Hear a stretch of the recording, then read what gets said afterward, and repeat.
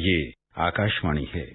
कोविड-19 विशेष कार्यक्रम के अंतर्गत प्रस्तुत है कोरोना वायरस संक्रमण की वर्तमान स्थिति पर चर्चा, जिसे प्रस्तुत कर रहे हैं आकाशवाणी संवाददाता सिद्धार्थ सिंह। इस कार्यक्रम में आमंत्रित स्वास्थ्य विशेषज्ञ हैं डॉक्टर गीता कंपानी। नमस्कार श्रोताओं, जैसे जैसे हमें कोरोना महामारी से बचाव के लिए वैक्सीन को लेकर अच्छी खबरें मिल रही हैं, वहीं इस बात की तसल्ली भी हो रही है कि अब मंजिल दूर नहीं है। भारत जैसे विशाल देश में वैक्सीन का भंडारण, उसका वितरण और सभी के लिए वैक्सीन उपलब्ध कराना एक बड़ी चुनौती है। लेकिन हमारी सरकार और वैक्सीन मैनेजमेंट से जुड़े लोग इस जिम्मेदारी को बखूबी निभाने के लिए दिन रात मेहनत कर रहे हैं कि देश के हर जरूरतमंद नागरिक तक ये वैक्सीन आसानी से सुलभ हो सके। अब इसके लिए हमें लंबा इंतजार नहीं करना होगा। जैसा कि प्रधानमंत्री जी ने भी कहा कि कुछ ही हफ्तों में वैक्सीन हमारे देश में भी उपलब्ध हो जाएगी।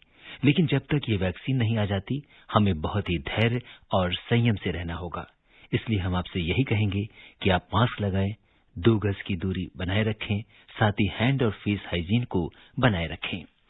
अगर आप इन बातों का ख्याल रखेंगे तो निश्चित तौर पर हम कोरोना को हरा पाएंगे। इसलिए आपको जागरूक करने के लिए आकाशवाणी पर हम आपके लिए लेकर आते हैं कोरोना जागरूकता पर विशेष कार्यक्रम। और आज के इस एडिशन के साथ मैं हूं सिद्धार्थ सिंह। श्रोताओं, कोरोना को लेकर आपके मन में चल रहे तमाम सवालों का जवाब देने और चर्चा के लिए हमारे आज के इस विशेष फोन इन कार्यक्रम में हमारे साथ हैं सफदरजंग अस्पताल के मेडिसिन विभाग की डॉक्टर गीता कंपानी। डॉक्टर गीता, नमस्कार। कार्यक्रम में आपका स्वागत है। नमस्कार, थैंक यू।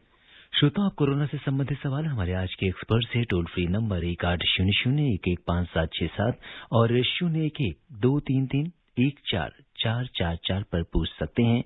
आप हमारे ट्विटर हैंडल @AIR News पर #AskAIR पर अपने सवाल पोस्ट कर सकते हैं। डॉक्टर गीता, देश में कोविड-19 के मेड इन इंडिया यानी स्वदेशी वैक्सीन कोवैक्सीन विकसित करने वाली कंपनी भारत बायोटेक ने DCGI को अपनी वैक्सीन के आपातकालीन इस्तेमाल यानी इमरजेंसी यूज की अनुमति के लिए आवेदन किया है। हैदराबाद स्थित भारत बायोटेक की Covaxin, serum institute of India की कोविशील्ड और फाइजर के बाद अपने टीके के इस्तेमाल की मंजूरी के लिए आवेदन करने वाली ये तीसरी कंपनी है। भारत बायोटेक स्वदेशी तौर पर ICMR के सहयोग से कोवैक्सीन विकसित कर रही है और अभी ये फेज 3 ट्रायल में है। देश भर में 18 स्थानों पर 22,000 से अधिक वॉलंटियर्स पर इसका ट्रायल किया जा रहा है। डॉक्टर गीता, आपसे जानना चाहेंगे कि किसी भी वैक्सीन के आपातकालीन इस्तेमाल की अनुमति कब दी जाती है और इसमें किन बातों का ध्यान रखा जाता है? देखिए, आपातकालीन जैसे है, ये इमरजेंसी सिचुएशन है। इमरजेंसी यूटिलाइजेशन ऑथराइजेशन FDA देता है, जबकि एक इमरजेंसी सिचुएशन जैसे कि कोविड-19 पैंडेमिक है, ये एक इमरजेंसी सिचुएशन है जिसका और कोई ऑल्टरनेटिव इलाज वैक्सीन के अलावा नहीं है। तो नंबर 1 कंडीशन ये है कि इसका और कोई इलाज वैक्सीन के अलावा नहीं है। नंबर 2, जब फेज 3 ट्रायल नियरिंग कंप्लीशन है, मतलब खत्म होने वाले हैं और लेकिन पूरी तरह से खत्म नहीं हुए हैं, लेकिन उसका आप 1 मंथ कम से कम बीत चुका है फेज 3 ट्रायल होते हुए और कम से कम 3,000 लोगों पे आप टेस्ट कर चुके हो, 1 महीना सेकेंड डोज को भी हो चुका है और मेजर सेफ्टी इश्यूज और मेजर एडवांटेजेस सब सॉर्ट आउट हो चुके हैं कि हाँ, ये एडवांटेजेस है और सेफ्टी इश्यूज भी आप सेटिस्फाइड हो। लेकिन एंड अभी नहीं हुआ है, but it is an interim, मतलब एंड होने से आप मोर और लेस सेटिस्फाइड हो। तो that is called emergency utilization authorization, जबकि ट्रायल पूरी तरह से समाप्त नहीं हुआ है, लेकिन 1 महीना कम से कम हो गया है, second dose of vaccination complete हुए कम से कम 3,000 लोगों में फेज 3 ट्रायल की। तो ऐसे में क्योंकि एक इमरजेंसी सिचुएशन क्रिएट हुई है पैंडेमिक की वजह से, तो you can start the use of the vaccine because of the emergency situation before the trial is fully, trial पूरी तरह समाप्त होने से पहले। लेकिन आप सेटिस्फाइड हो कि मतलब काफी लोगों में ट्राई हो चुका है और ये एडवांटेजेस है और कोई ऑल्टरनेटिव अवेलेबल ही नहीं है इस बीमारी के इलाज के लिए। जी। और डॉक्टर गीता, सरकार ने भी आज प्रेस कॉन्फ्रेंस में कहा है कि जैसे ही वैज्ञानिकों की हरी झंडी मिलती है, वैक्सीन का उत्पादन लार्ज स्केल पर शुरू कर दिया जाएगा और इसके लिए पूरी रणनीति तैयार कर ली गई है। इस समय देश में 6 वैक्सीन के ट्रायल्स किए जा रहे हैं, तो क्या हम कह सकते हैं कि अब मंजिल दूर नहीं है? बिल्कुल, अब तो क्योंकि एफडीए का अप्रूवल वेट कर रहे हैं, इन तीनों ने, फाइजर ने, भारत बायोटेक और सीरम इंस्टीट्यूट ऑफ इंडिया ने इमरजेंसी यूटिलाइजेशन ऑथराइजेशन के लिए अप्लाई किया हुआ है एफडीए को। तो ये साइंटिस्ट एक डाटा सेफ्टी मैनेजमेंट बोर्ड होता है, वो अपनी पूरी जानकारी लेता है, डाटा कलेक्ट करता है कि कितना सेफ्टी कंसर्न्स हैं, एडवांटेजेस हैं, पूरा वे करके पूरा सेफ्टी कंसर्न्स और एडवांटेजेस को नजरअंदाज करते हुए वो एफडीए को अपनी रिपोर्ट देता है। फिर एफडीए एक इमरजेंसी यूटिलाइजेशन ऑथराइजेशन इन कंपनीज को देती है। तो मेरे हिसाब से इस आज देखिए यूके में तो वैक्सीनेशन शुरू हो गया, रशिया में भी शुरू हो चुका है स्पुतनिक वैक्सीन। तो मेरे ख्याल से नया साल में हम वैक्सीनेट होने शुरू हो जाएंगे। जी। और डॉक्टर गीता, हमारा देश वैक्सीन का ग्लोबल हब है और इस समय पूरे विश्व की निगाहें हमारे देश के ऊपर लगी हुई हैं और ये बहुत गर्व की बात है कि भारत दुनिया का सबसे बड़ा वैक्सीन निर्माता है। कोरोना से लड़ाई के लिए भारत में विकसित की जा रही वैक्सीन में विश्व के देशों की खासी रुचि है। इसी कड़ी में भारत स्थित विदेशी दूतावासों और मिशनों के प्रमुखों के लिए कल हैदराबाद में एक विजिट आयोजित की जा रही है। 60 से अधिक देशों के मिशन प्रमुख हैदराबाद में भारत बायोटेक और ई बायोलॉजिकल कंपनियों की विजिट करेंगे। ये इस तरह की पहली विजिट है और इसके बाद दूसरे शहरों के लिए भी इसी तरह की विजिट्स ऑर्गेनाइज की जाएंगी।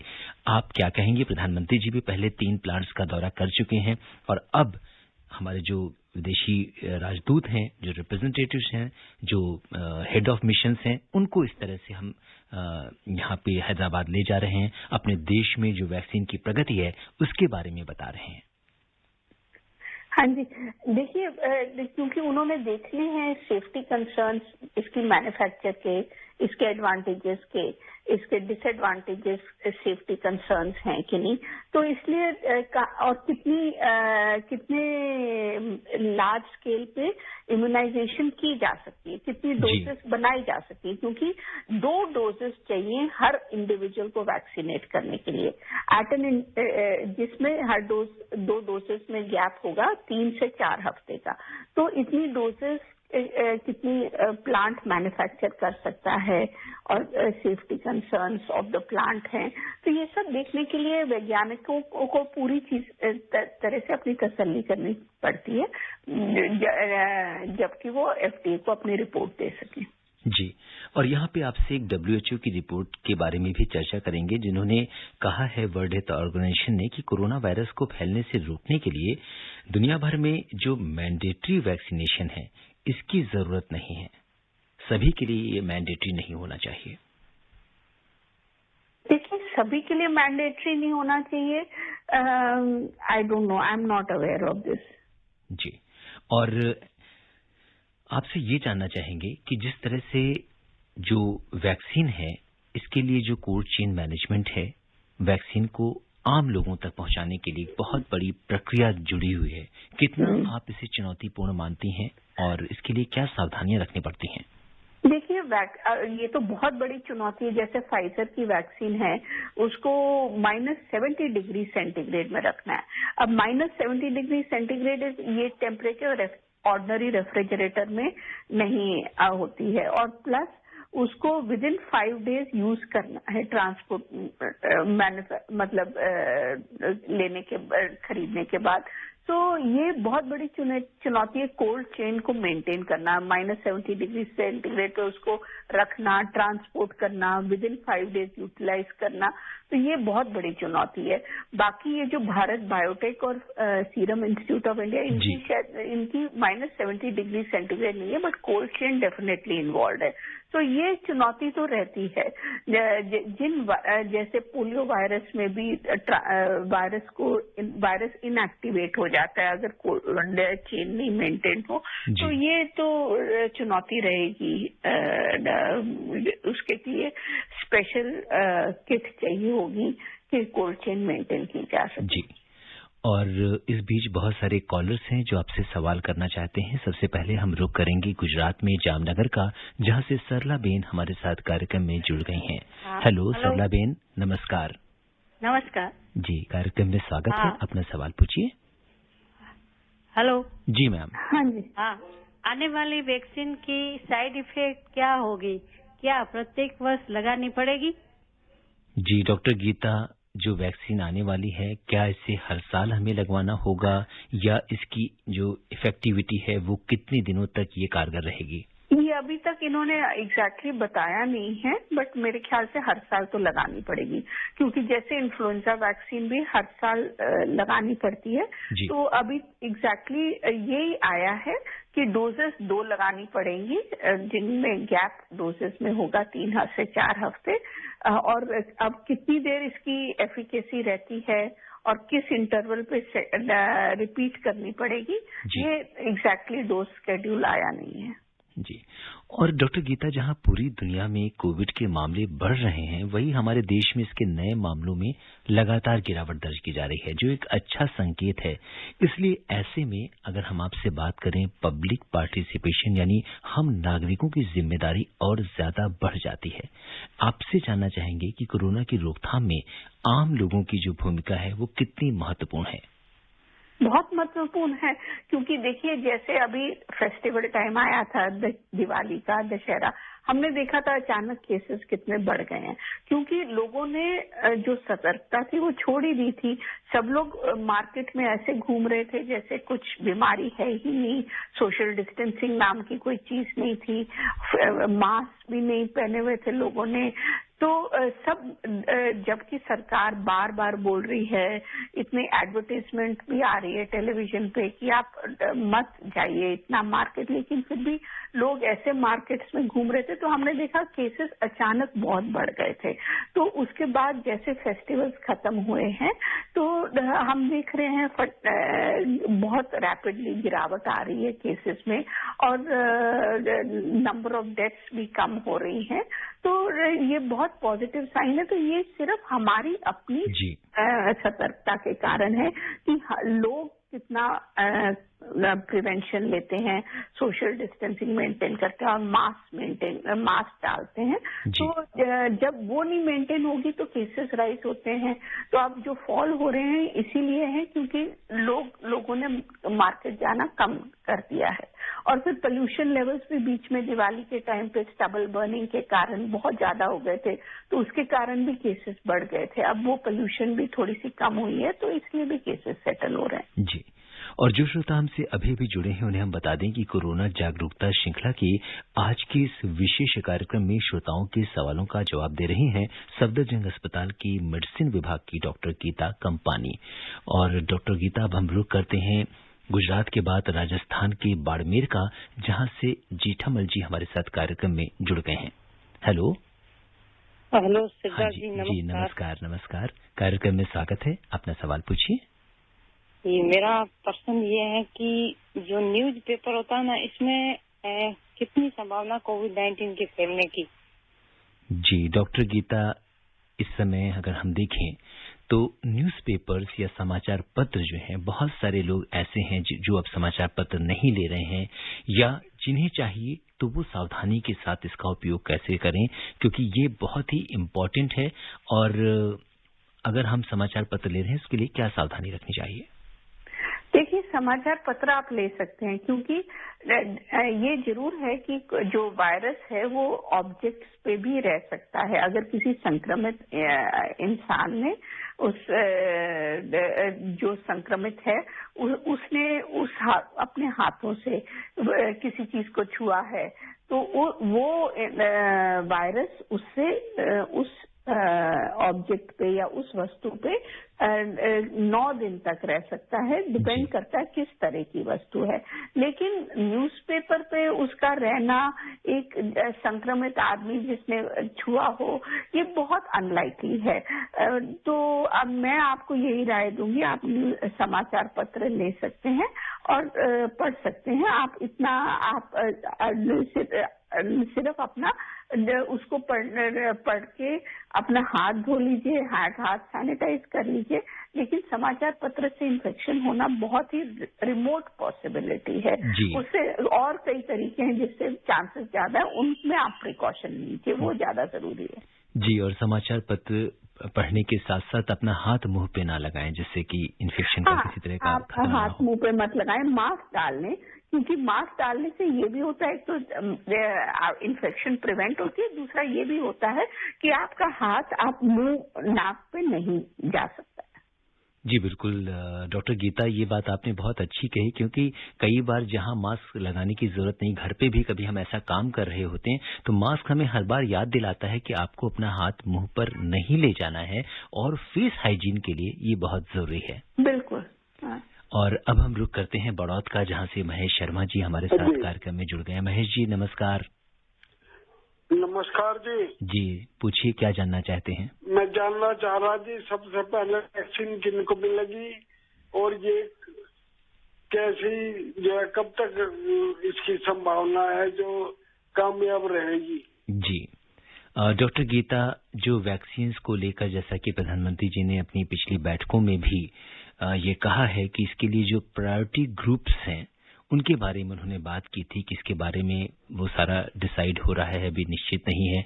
लेकिन सबसे पहले जो फ्रंटलाइन वर्कर्स हैं या जो हमारे स्वास्थ्य कर्मी हैं जो डायरेक्ट पेशेंट के संपर्क में हैं, ऐसे लोगों को दी जानी चाहिए। आप क्या कहेंगे?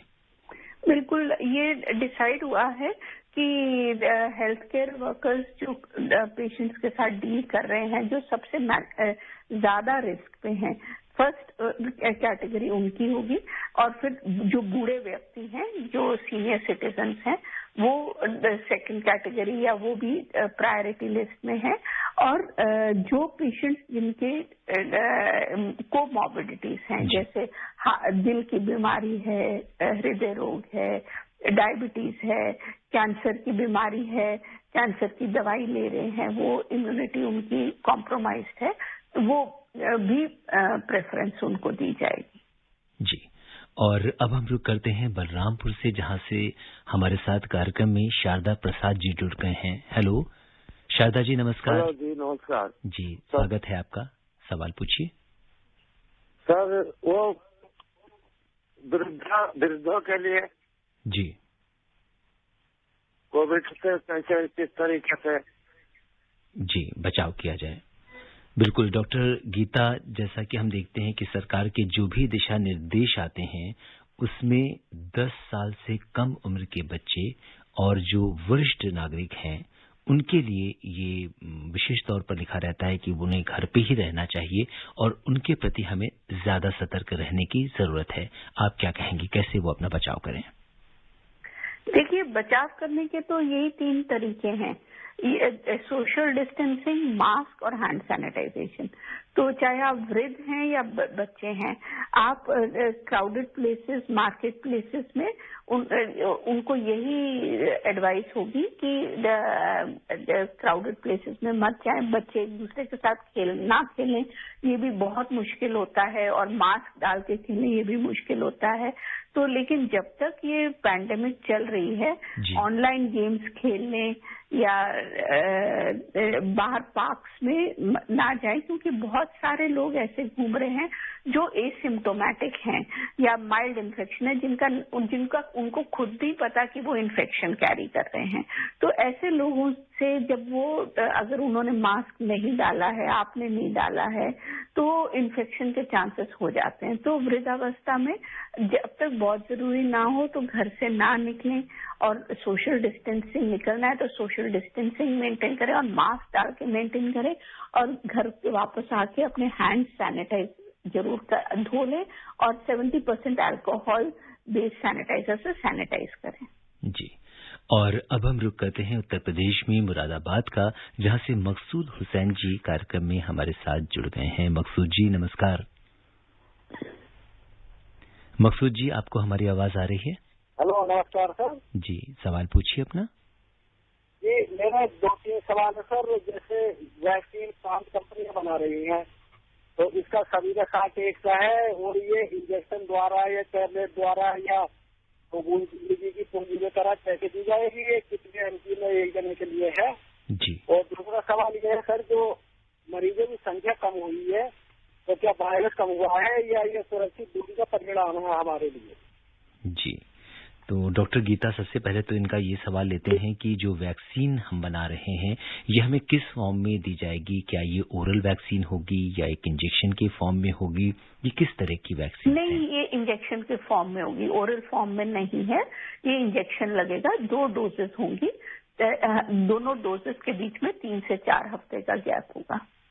जी, और दूसरा इन्होंने कहा है कि देश में कोरोना के मामले जो कम हो रहे हैं उसका क्या कारण है? क्या ऐसा है कि जो कोविड वायरस है, कोरोना वायरस है, वो अब वीक हो चुका है, इस वजह से मामले कम आ रहे हैं, या लोग अपना ख्याल रख रहे हैं, उनके अंदर ये जागरूकता आ गई है कि उन्हें कैसे बचाव करना है? क्या कुछ कहेंगे आप? मेरे ख्याल से तो लोग ज्यादा जागरूक हो गए हैं। पोल्यूशन, अभी जो फेस्टिवल टाइम खत्म हुआ है तो लोग जागरूक हो गए हैं, वो ज्यादा प्रिवेंशन ले रहे हैं, उसकी वजह से केसेस कम हो गए हैं। बिल्कुल, तो जैसा कि अभी आपने भी कहा था कि जो जन भागीदारी की आपने बात की थी कि सरकार कितने भी कार्यक्रम चला ले, कितना भी कुछ कर ले, लेकिन जब तक हम आम लोग, हम आम जनता इसमें सहयोग नहीं करेंगे, क्योंकि दिशा निर्देश तो सरकार जारी कर सकती है लेकिन उसका पालन करना हम नागरिकों की जिम्मेदारी है। और कोरोना में सावधानी ही बचाव है, तो अगर हम जो भी दिशा निर्देश हैं उनका पालन करते हैं तो निश्चित तौर पर कोरोना की इस जंग में जीत हमारी होगी। और अब दिल्ली से सुनील झा जी हमारे साथ कार्यक्रम में जुड़ गए हैं। सुनील जी नमस्कार। हेलो, नमस्कार सर जी, डॉक्टर साहब को नमस्कार। नमस्कार। सवाल सर ये है, जैसे कोई लक्षण नहीं शरीर में है, चेक कराने में पॉजिटिव आ जाता है, कि हम घर पे रह के काढ़ा पी के हम ठीक हो सकते हैं? जी डॉक्टर गीता, जो लोग एसिम्प्टोमेटिक हैं, जिनके शरीर में कोई भी लक्षण नहीं है कोरोना के, लेकिन टेस्ट कराने के बाद वो पॉजिटिव पाए जाते हैं, तो क्या वो होम आइसोलेशन में रह सकते हैं? बिल्कुल, उनको होम आइसोलेशन में ही रहना है। 17 दिन तक होम आइसोलेशन में रहना है, जिसमें से 10 दिन तो स्ट्रिक्ट आइसोलेशन है और उसके बाद 7 दिन अंडर ऑब्जर्वेशन है, लेकिन घर में रहना है। घर के अंदर अपने कमरे से बाहर निकल सकते हैं मास्क के साथ, अंडर ऑब्जर्वेशन। तो और उनको अस्पताल में एडमिट करने की कोई जरूरत नहीं, उनको होम आइसोलेशन ही रहना है। जी, और अब हमारे साथ नोएडा से शिवशरण जी कार्यक्रम में जुड़ गए हैं। हेलो हेलो, शिव जी नमस्कार, कार्यक्रम में स्वागत है। आपसे हमारा संपर्क अभी हो नहीं पा रहा है, शायद कुछ तकनीकी खराबी के कारण शिव जी से हम दोबारा संपर्क करने की कोशिश करेंगे। और अगर हम, जैसा कि आपने कहा कि होम आइसोलेशन की डॉक्टर गीता आपने बात की, तो यहाँ पे बहुत सारे ऐसे मरीज हैं जो होम आइसोलेशन में हैं। क्या सावधानी रखनी चाहिए जिस समय हम होम आइसोलेशन का पालन कर रहे हों? देखिए, सावधानी यही रखनी चाहिए कि आपके कमरे में बाकी लोग ना आए, जो आपके बर्तन हैं वो अलग आप रखिए, अनलेस और भी लोग पॉजिटिव हैं फिर तो वो आपके साथ रह सकते हैं, नहीं तो आप हर वक्त एक तो मास्क डाल के रखिए, अपने बर्तन अलग रखिए, उनको धो के एक टब में सैनिटाइजर डाल के सोल्यूशन बना दीजिए, उसमें से आप उनको रिंस कर लीजिए। और अब आपके कमरे की सफाई आप खुद ही करें, और जो खाना है वो बाहर कोई रख जाए, आप खा लीजिए, फिर बर्तन अपने अलग रख लीजिए अपने पास ही। तो और जो आपका गार्बेज का डिस्पोजल है वो अलग से बैग में डाल दे, और म्युनिसिपल कॉर्पोरेशन वाले उस बैग को अलग ले जाते हैं और डिस्पोज ऑफ करते हैं। जी, और इस बीच हमारे साथ रीवा मध्य प्रदेश से रामजी गर्ग कार्यक्रम में जुड़ गए हैं। राम जी नमस्कार। नमस्कार सर। जी राम जी, बहुत ही नियमित श्रोता हैं आप, क्या पूछना चाहते हैं? जिला रीवा मध्य प्रदेश से पंडित राम जी गर्ग बोल रहा हूँ। जी सर, बड़े अफसोस की बात है कि इस समय शादी विवाहों का कार्यक्रम भी चल रहा है और मैं कल ही एक कार्यक्रम में सम्मिलित हुआ हूँ, तो वहाँ ना तो दूरी बनाते हैं लोग, ना कोई मास्क लगाते। जी डॉक्टर गीता, ये बहुत ही अहम सवाल इन्होंने उठाया है, क्योंकि शादी ब्याह का मौसम चल रहा है, बहुत ज्यादा लोग इसमें इकट्ठे हो रहे हैं। हालांकि सरकार ने जो है दिशा निर्देश दिए हैं कि कोई भी ऐसा कार्यक्रम होगा जहां पे लोग इकट्ठा होंगे तो उन्हें सरकार के दिशा निर्देशों का पालन करना होगा, लेकिन ऐसा कुछ लोग नहीं कर पा रहे हैं। तो उनसे आप क्या कहना चाहेंगे? देखिए, मैं यही कहूंगी कि ये बहुत जरूरी है। सरकार ने बोला 50 से ज्यादा लोग नहीं होंगे इकट्ठे, तो आप ही की भलाई के लिए सरकार कह रही है, ताकि आपको इन्फेक्शन ना हो एक दूसरे से। तो बहुत जरूरी है कि आप इकट्ठे वहां पे हों भी तो मास्क डाल के रहिए, और जितने सोशल डिस्टेंसिंग 6 फीट की मेंटेन करके रखिए आपस में। जी, तो जैसा कि डॉक्टर गीता बता रही हैं कि किसी भी सामाजिक कार्यक्रम में जब हम इकट्ठे होते हैं तो हमें सामाजिक दूरी का पालन करना पड़ेगा। मास्क और हैंड हाइजीन को आप अपना के चलिए। इस बीच दिल्ली से ब्रह्मदत्त जी हमारे साथ कार्यक्रम में जुड़ गए हैं। हेलो जी ब्रह्मदत्त जी, नमस्कार। सर जी नमस्ते। जी नमस्कार। डॉक्टर साहब नमस्ते। सर जी, मैं ये जानना चाहता हूँ, कुछ लोग ऐसे हैं जो टीका सुई से डरते हैं, परहेज करते हैं, तो टीके का कोई सब्स्टिट्यूट या अल्टरनेट भी उपलब्ध होगा क्या? जी डॉक्टर गीता, आप ये कह रहे हैं कि बहुत सारे लोग ऐसे हैं जिन्हें इंजेक्शन से डर लगता है, लेकिन ये है कि इंजेक्शन से डर लगता है, लेकिन ये है कि कोरोना का डर शायद ज्यादा बड़ा होगा। नहीं, इंजेक्शन का कोई ऑल्टरनेटिव नहीं है, इसका कोई ओरल नहीं है, मुंह से लेने वाला ऑल्टरनेटिव नहीं है। इंजेक्शन तो लगवाना ही होगा, वैक्सीनेट होना है तो इंजेक्शन ही है, और कोई ऑल्टरनेटिव नहीं है। जी, और इस बीच हमारे साथ रिंकी जी कार्यक्रम में जुड़ गई हैं। रिंकी जी नमस्कार। जी नमस्कार सिद्धार्थ जी, और डॉक्टर मैम को भी मेरा नमस्कार। सर, मेरा क्वेश्चन ये है कि जैसे हैंड हाइजीन बहुत सारे मतलब उपलब्ध हैं आज कल मार्केट में, तो सर 75% तक एल्कोहल होगा तभी हमारे लिए वो फायदेमंद होगा। तो सर हम कैसे उसकी पहचान करें, क्योंकि बहुत सारे बेसिकली में मिलते हैं। जी डॉक्टर गीता, मार्केट में बहुत सारे सैनिटाइजर्स मिल रहे हैं, और जैसा कि आपने रिकमेंड किया है कि 70% अल्कोहल वाले जो सैनिटाइजर्स हैं उनका हमें प्रयोग करना चाहिए। तो जब हम मार्केट में सैनिटाइजर खरीदने जाते हैं तो किन बातों का ध्यान रखना चाहिए? आप उसकी कॉम्पोजिशन पढ़ लीजिए सैनिटाइजर पे, उसमें अंदर लिखा होता है कॉम्पोजिशन 70% आइसोप्रोपाइल अल्कोहल होना चाहिए उसमें। जो 70% आइसोप्रोपाइल अल्कोहल वाला सैनिटाइजर है आप वही लीजिए, क्योंकि उतनी कॉन्सेंट्रेशन चाहिए सैनिटाइज करने के लिए। जी, और यहाँ पे एक चीज और है कि जैसे अगर जो असली और नकली सैनिटाइजर की अगर हम बात करें तो उसमें आप कैसे विभेद करेंगे? क्योंकि कई बार क्या होता है, कंपोजिशन और वो जो डिटेल्ड इन्फॉर्मेशन है वो तो कंपनीज लिख देती हैं, पर क्या एक पहचान जो है असली सैनिटाइजर की होनी चाहिए? कॉम्पोजिशन से ही पता चल सकता है, और तो कोई ऐसा नहीं है। जी, क्या डॉक्टर गीता ऐसा होता है कि जो अल्कोहल बेस्ड सैनिटाइजर्स होते हैं वो तुरंत इवेपोरेट हो जाते हैं, हाथ में थोड़ी देर में ही वो गायब हो जाते हैं अगर हम हाथ में उसे लगाते हैं तो? हाँ, हाथ से इवेपोरेट नहीं, पर कई ऐसे सैनिटाइजर्स भी आ रहे हैं जिसमें मॉइस्चराइजर बेस्ड भी हैं, क्योंकि सैनिटाइजर से हाथ बहुत ड्राई होते हैं, तो कई मॉइस्चराइजर बेस्ड सैनिटाइजर्स भी आ रहे हैं। तो ये कोई क्राइटेरिया है नहीं कि वो इमीडिएटली इवेपोरेट हो जाए तो ठीक सैनिटाइजर है। बेस्ट है आप उसकी कॉम्पोजिशन चेक करिए। जी बिल्कुल, जैसा कि डॉक्टर गीता ने बताया कि सैनिटाइजर खरीदते समय हमें उसकी कंपोजिशन को चेक करना चाहिए, और इस समय इजाजत नहीं दे रहा कि हम इस चर्चा को आगे बढ़ाएं। डॉक्टर गीता, आप आकाशवाणी के कार्यक्रम से जुड़ी और आपने श्रोताओं के प्रश्नों का उत्तर दिया, आपका बहुत बहुत धन्यवाद। धन्यवाद। श्रोताओं, चलते चलते आपसे यही कहेंगे कि डॉक्टर गीता कंपानी ने आपको कोरोना से बचने के लिए जो भी सावधानियां बताई हैं, आप उनका पालन कीजिए। कोरोना का खतरा अभी भी बरकरार है, इसलिए आप बाहर निकलते समय मास्क लगाएं, हैंड हाइजीन के साथ सोशल डिस्टेंसिंग बनाए रखिए, क्योंकि बचाव और सावधानी ही कोरोना का इलाज है। आप खुशहाल रहें, सुरक्षित रहें, इसी कामना के साथ दीजिए मुझे अनुमति। नमस्कार। कोविड-19 विशेष कार्यक्रम के अंतर्गत अभी आप सुन रहे थे कोरोना वायरस संक्रमण की वर्तमान स्थिति पर चर्चा, जिसे प्रस्तुत कर रहे थे आकाशवाणी संवाददाता सिद्धार्थ सिंह। इस कार्यक्रम में आमंत्रित स्वास्थ्य विशेषज्ञ थीं डॉक्टर गीता कंपानी। ये कार्यक्रम आकाशवाणी के समाचार सेवा प्रभाग द्वारा प्रस्तुत किया गया। इसे आप हमारे mobile app news on AIR पर भी सुन सकते हैं।